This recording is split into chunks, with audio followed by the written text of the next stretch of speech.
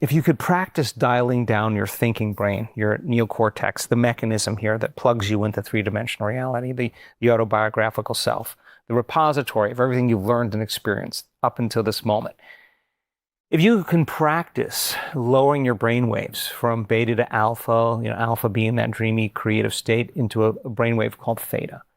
When you're in theta, you're in a hypnotic state. And when you're in a hypnotic state, you're very suggestible to information.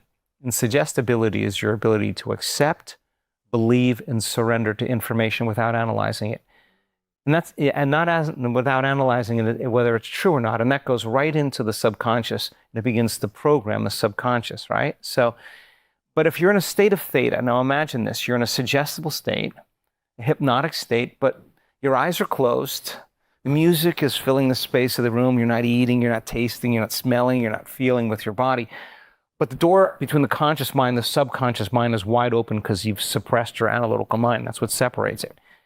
We discovered when people just go a little outside of normal in theta, and they put their awareness on, instead of the particle in quantum physics, the wave, instead of matter and energy, they open their awareness. If the brain's in the right state, all of a sudden we see this arousal take place in the nervous system where they move into these very elegant, very high states of gamma brain waves. And the gamma is like super consciousness. And it's not a little gamma.